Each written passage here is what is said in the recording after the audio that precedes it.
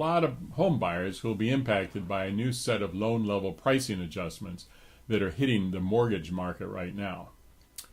Here is some background. One of the reasons this country has such a high ownership rate is that we generally have really low interest rates on home loans. A big reason for that is the standardization of loans by some giant pseudo-government entities, primarily FannieMae and FreddieMac. About 80% of home loans meet these standard guidelines, and it allows for easy interchange of loans by big institutional investors. Loans that conform to these standards are referred to as conforming loans. Again, this is about 80% of home loans. As you probably know, not everyone gets the same interest rate when they purchase a home. That is because of the loan level pricing adjustments. These adjustments compensate for variations in each loan, like the size of the loan, the type of home the loan is used for, the credit score of the borrowers, the occupancy of the home, and even the physical location of the home.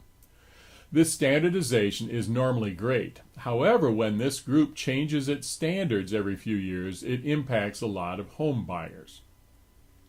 The loan level pricing adjustment changes for 2023 are quite significant. Here are 4 examples of negative impacts. First, pricing will now be impacted by a buyer's total debt to income ratio. If a buyer's monthly debt payment is above 40% of their income, they will face a pricing hit. There's a lot of concern that this will lead to additional difficulties in getting loans through underwriting because it is a whole new measurement. Second, for the last 30 years or so, if a buyer's credit score was above 740, they basically had access to the best pricing. The vast majority of the buyers in our office have had scores above 740. Now a buyer needs to have a 780 or above to get the best pricing level. Third, refinancing will reportedly be more expensive than a purchase loan. Fourth, there are now situations where it makes sense for a 20% down buyer to actually just use 19% down and pay private mortgage insurance because of the interaction between down payment adjustments and private mortgage insurance. So here are 3 positives of the changes. First, pricing for lower credit scores has improved. For example, a 640 to 680 credit score has actually gotten reduced penalties. Secondly, many 3% down loans have gotten better pricing.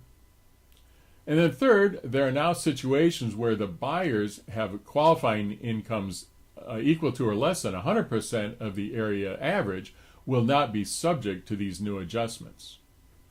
A really useful chart of impacts is available at the mortgagenewsdaily.com on an article titled Big LLPA Changes. Or if you really want to get into the nitty-gritty, there is a article on Fannie Mae's website about all the details. On a related note, one type of loan that isn't a conforming loan is an FHA loan. Pricing on FHA loans has actually improved significantly. These loans have historically worked well for first-time buyers without great credit or situations where there's a non-occupant co-borrower. The bottom line here is that mortgage approval criteria have changed. If you have a pre-approval from the first quarter or before, you need to go back to them and get an update. Thanks for stopping by, and good luck.